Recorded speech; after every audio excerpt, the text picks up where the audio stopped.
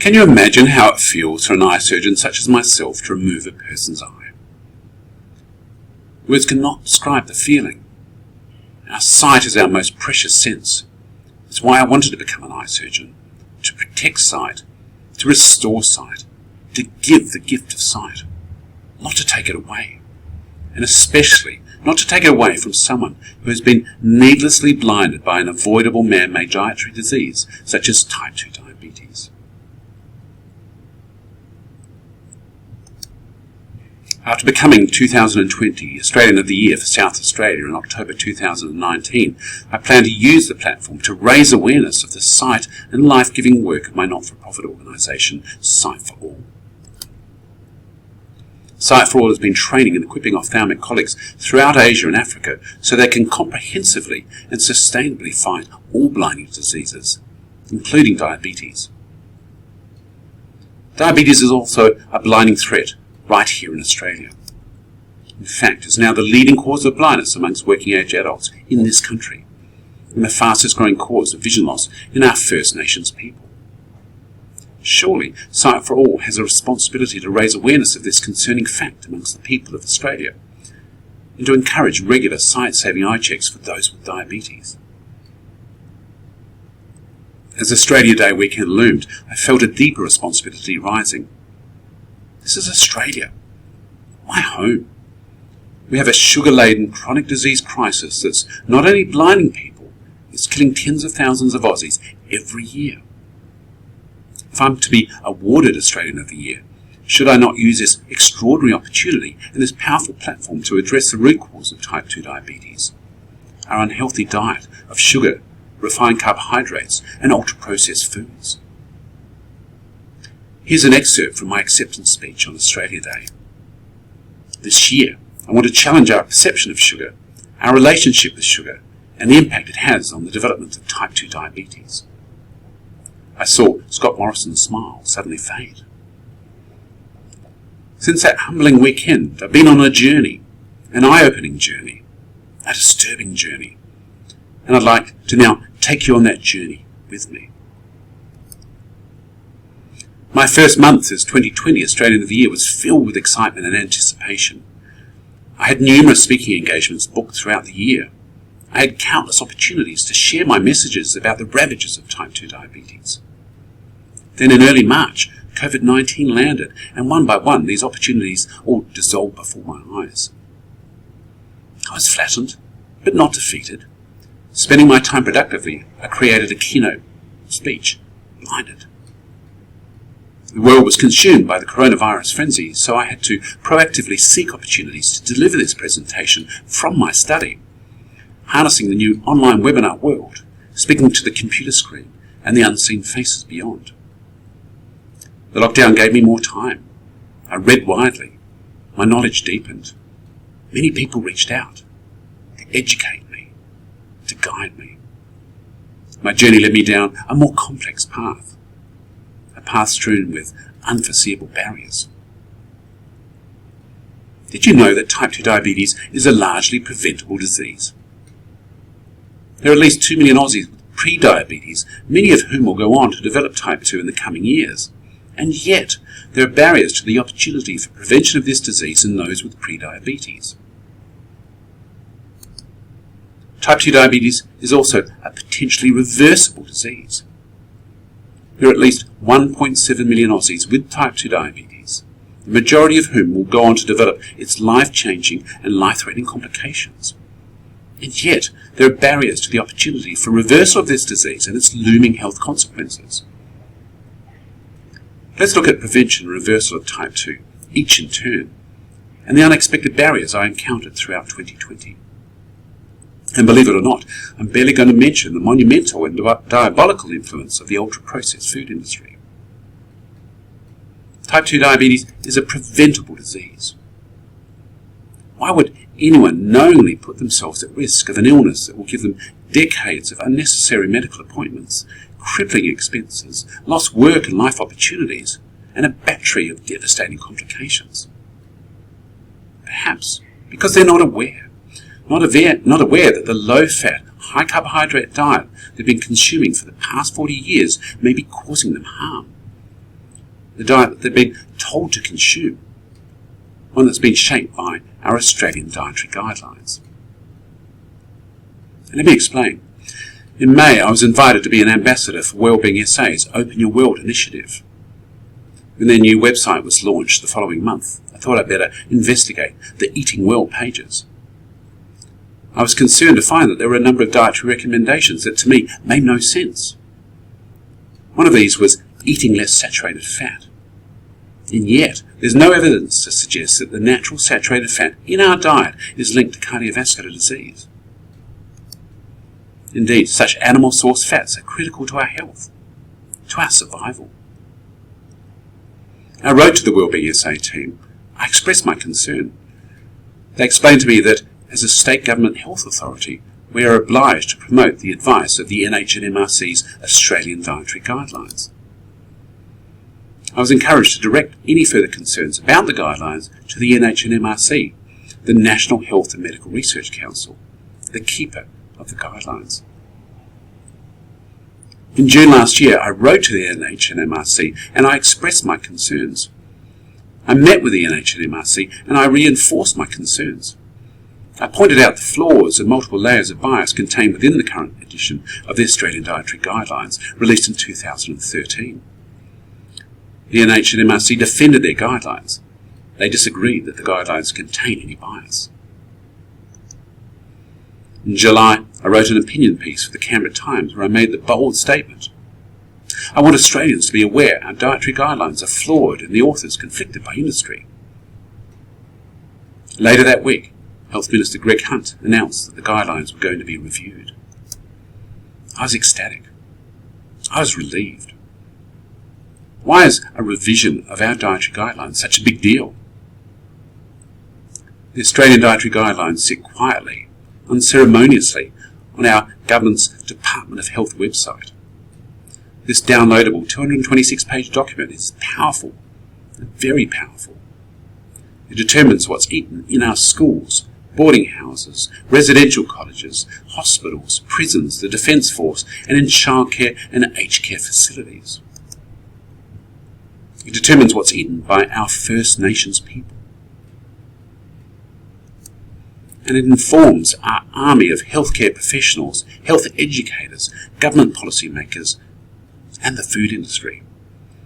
It's been shaping what Australians should eat for the past 4 decades. The guidelines discourage the eating of foods containing natural saturated fat, and this, in turn, has led to the production of thousands of low-fat, fat-free, and cholesterol-free products. It has spawned an entire industry. Many of these food-like substances are highly processed and loaded with sugar and refined carbs to enhance the flavour lost by removing fat and to replace the satiety factor of fat. The guidelines claim that the link between dietary saturated fat and cardiovascular disease is well established. However, there's no strong evidence to link whole-fat dairy, unprocessed red meat, and eggs with heart attack, stroke, and type 2 diabetes. Foods that have been demonised by our guidelines since their inception. This lack of evidence was well known in 2009 when the last review commenced. This critical piece of evidence was seemingly ignored. Instead of promoting healthy saturated fats, the guidelines encourage the eating of unhealthy polyunsaturated oils. And this in turn has led to the boom in production and consumption of margarines and seed oils, industrially produced fats which have been linked to cardiovascular disease. The Australian Dietary Guidelines state that they apply to all healthy Australians. However, when over 2/3 of Australian adults and 1/3 of Australian kids are overweight or obese, the average Australian is anything but healthy. The guidelines, by their own admission, are not for people with diabetes, and yet GPs are using a set of guidelines that instructs what healthy people should eat on people who are not healthy, people with diabetes. GPs are even being encouraged by their overseeing body to do so. The Royal Australian College of General Practitioners Management of Type 2 Diabetes Handbook, released last year, advises eating according to the Australian Dietary Guidelines for optimum management. Even Diabetes Australia echoes this advice in the Eating Well section of their website. We recommend people follow the Australian dietary guidelines. Type 2 diabetes is a disease of carbohydrate intolerance, and yet Australians, including those with this disease, are being told to adopt a high-carb dietary pattern, up to 65%. Despite the fact there's no evidence to show that the high-carb pattern recommended by our guidelines can prevent type 2 diabetes. Carb-heavy foods are often poor in nutritional quality, in particular the refined carbs, white flour, white rice, white potatoes, simply sugar in disguise. The science is not complex and has been known for nearly a century.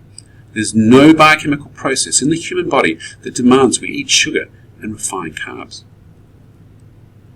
I don't understand how organisations such as the College of General Practitioners and Diabetes Australia and our government health bodies are missing this critical point. Indeed, our poor diet is responsible for more disease and death than nicotine, alcohol and inactivity combined. The title page of the Australian Dietary Guidelines proudly claims that they are providing the scientific evidence for healthier Australian diets. And the preface suggests the guidelines will help the Australian public cut through the background noise of ubiquitous dietary advice that is often based on scant scientific evidence. The reality is the dietary recommendations within the guidelines that informs national policy are born out of weak and unreliable epidemiological data. This body of scientific evidence on what Australians should eat to achieve health is certainly not as robust as we've been led to believe. The science behind the guidelines is biased at multiple critical levels. Firstly, the literature review for the guidelines was undertaken by the Dietitians Association of Australia, the DAA, now Dietitians Australia, an organisation who were heavily conflicted by the ultra-processed food industry at the time they were awarded the tender by the NHMRC in 2007. How is it possible that the NHMRC, a body established to fund evidence-based health advice, handed the job of what Australians should eat to achieve health to a self-regulated organisation with conflicts of interest? Multiple conflicts of interest that were disclosed to the NHMRC. We don't know how the NHMRC determined these were conflicts that could be managed, nor is it clear how the conflicts were managed over the 6 years from 2007 to the publication of the guidelines in 2013. Surely the Australian public deserves better.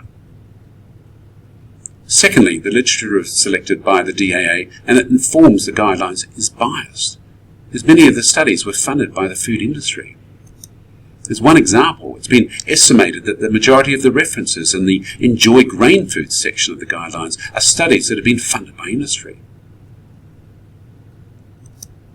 And we know that industry-funded studies are nearly 8 times more likely to show a conclusion favourable to that industry. As the only document for the policy and practice of food health professions in Australia, shouldn't the Australian Dietary Guidelines clearly display those studies that have been swayed by vested interests? Thirdly, and finally, 2 critical research questions that guided the literature review are biased and appear to have been created to manipulate an intended outcome, swaying the literature research away from the health benefits of red meat and toward the health benefits of grain-based foods. Is this not a case of strategic deception?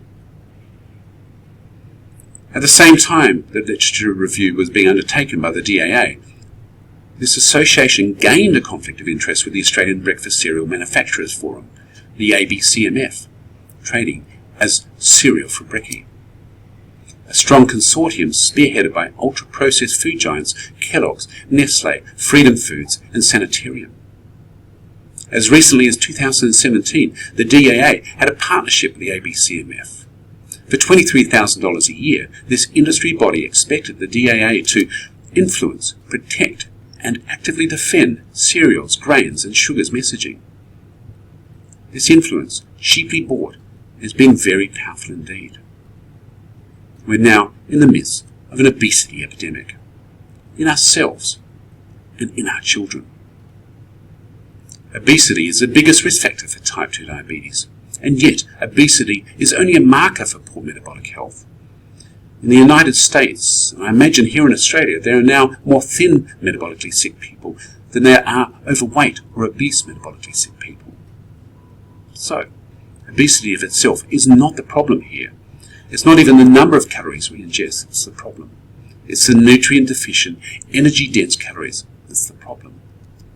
It's the sugar and the refined carbs and all the sugar and refined carbs and unhealthy seed oils in ultra-processed foods that's the problem.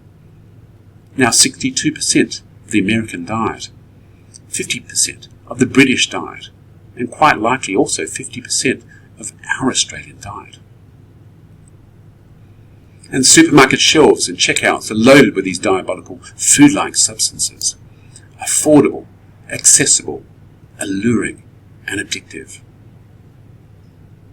The type 2 diabetes epidemic is ravaging the Aboriginal population of Australia and is unfairly targeting people in lower socio-economic areas. In Greater Western Sydney, for example, half of all adults over the age of 24 have either pre-diabetes or type 2 diabetes. For the first time in our history, we are overfed but undernourished. The type 2 diabetes epidemic is also flowing to our children, with Aussie kids as young as 7 years of age being diagnosed with this disease, a disease that not so long ago was known as maturity onset diabetes.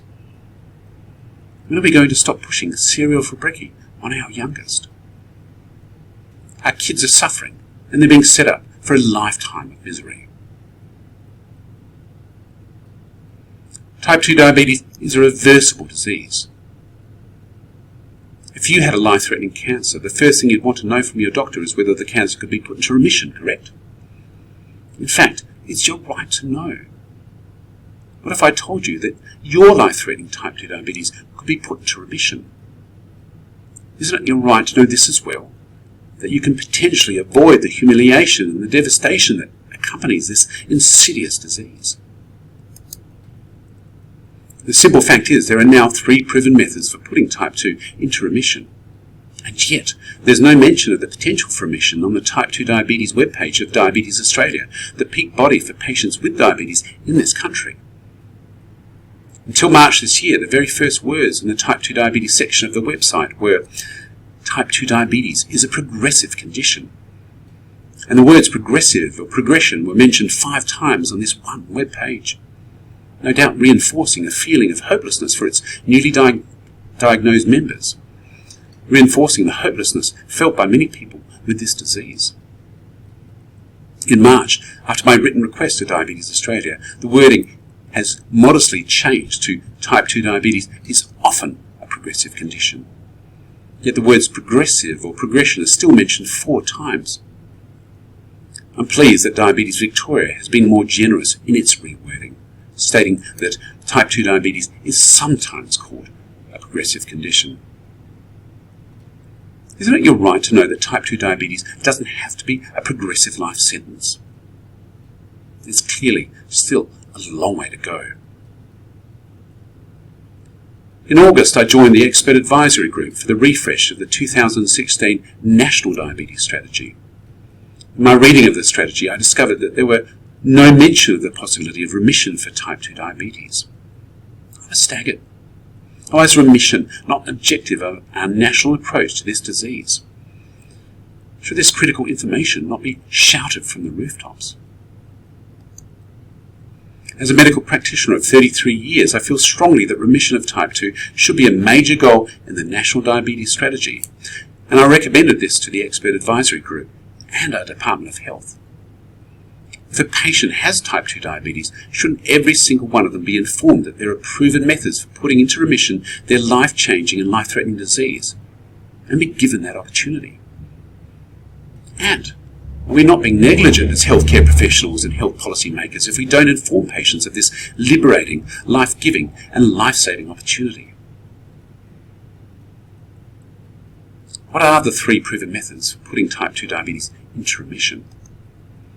Bariatric surgery, very low-calorie diets, and low-carbohydrate diets. Bariatric surgery entails a variety of surgeries on the digestive system designed to limit caloric intake and promote weight loss. Although it can put type 2 diabetes into remission, patients require lifelong dietary supplementation to combat the accompanying nutritional deficiency. Bariatric surgery is a major abdominal procedure on a normal organ for what is in essence a dietary disease. So why not take a dietary approach to a dietary disease? There are now over 100 controlled clinical trials to support the fact that a very low-calorie diet or a low-carbohydrate diet works to either prevent type 2 or put it into remission. And I'm sorry to tell you that there are no such trials to show that a wholly plant-based diet can put type 2 diabetes into remission. I've shared a database of low-carb studies with the expert advisory group for the National Diabetes Strategy, along with a plea, should the opportunity for remission not be offered to every patient with type 2 diabetes.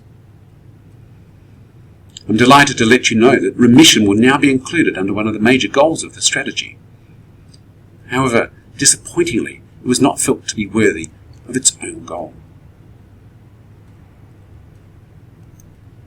Why do health practitioners continue to band-aid type 2 diabetes with medications? Medications that don't put type 2 into remission, don't extend life, and can potentially hasten the devastating complications of this disease. Perhaps we could look again to the Diabetes Australia website. Until March this year, the type 2 diabetes section stated most people will need oral medications and or insulin injections. This has now been changed to many people will now need oral medications and or insulin injections. And it also states that this is normal.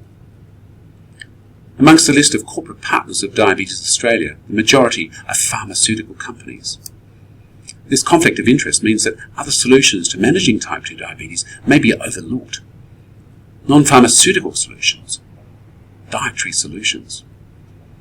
Or we could look to the Dietitians Australia website, an organisation that received payments from industry to advertise their products. Until recently, Dietitians Australia promised an unparalleled opportunity to reach more than 7,000 members, the most influential group of healthcare professionals in the Australian food and nutrition space. I'm pleased to report that this page has now been taken down. However, I still worry that vested interests have not only shaped what we eat and driven chronic disease in our society, they've also helped shape how we treat these diseases. Have you ever stopped to reflect on how type 2 diabetes and its complications can impact on families? Dementia, kidney failure, blindness, gangrene. Check out this TV commercial that I produced recently for Sight for All.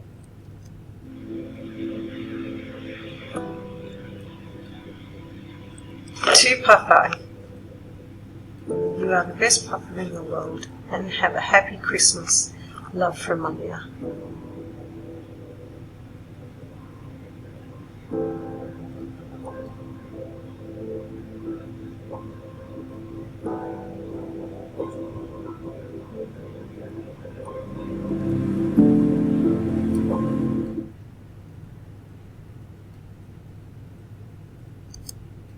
Here's Neil again, in March 2020, the day after his left leg was amputated due to gangrene. In fact, it was his 9th amputation over a 14-month period, after already having gone blind overnight in both eyes and having suffered 2 heart attacks. I ask that patients with type 2 diabetes be given an opportunity to put their disease into remission, an opportunity that's free from vested interests. And I ask that healthcare professionals be given an opportunity to guide their patients through an effective and clinically proven dietary solution to their type 2 diabetes, an opportunity that's free from vested interests. Presently in Australia and across the globe, many GPs, dietitians, nutritionists, health coaches and exercise physiologists are helping patients to put their type 2 into remission, albeit unsupported by their overseeing authorities. And many patients are taking it upon themselves to attempt to reverse their disease. They're going it alone. Even the president of the Australian Medical Association, Dr. Omar Khorshid, was recently able to reverse his prediabetes with dietary interventions.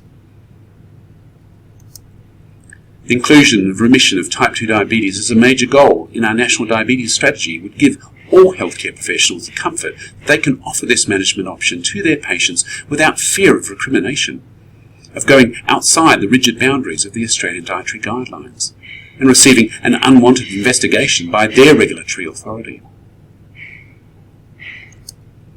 It's costing our health system over $500 million every year to filter the blood of patients with kidney failure caused by type 2 diabetes. This money, indeed a fraction of this money, could be better spent on creating dietary guidelines for Australians with insulin resistance and pre-diabetes to prevent them from going on to develop full-blown type 2 diabetes, and on creating guidelines for patients with type 2 to prevent their disease from progressing and to prevent them from developing its unwelcome complications. The health benefits would be astronomical. It's costing our health system over $500 million every year to manage patients who are losing limbs to gangrene caused by type 2 diabetes.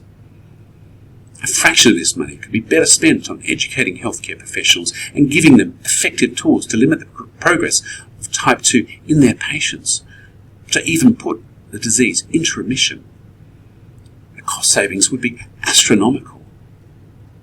We have an incredible opportunity here, and it's time for our government to take action, to create nutritional policies and dietary guidelines which are based on solid science, are free from vested interests, and relevant to all Australians.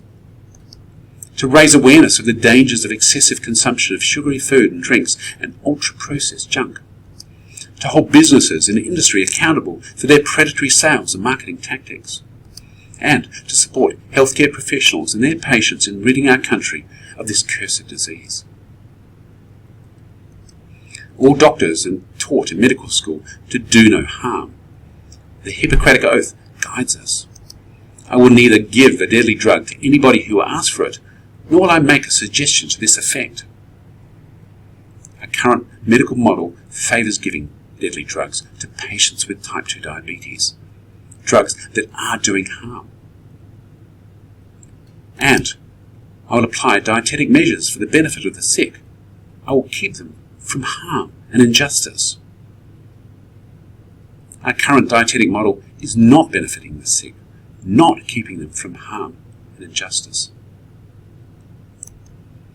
We need to change the way Australians are eating, and we need to change the way we're managing type 2 diabetes. Enough is enough. We need to break down the barriers and remove the vested interests driving our dietary disaster. We're only doing more harm by being silent. With over 15,000 lives lost to type 2 diabetes and at least $20 billion spent on this disease every year, we can't afford to be silent anymore. It's well and truly time to make Australia type 2 free.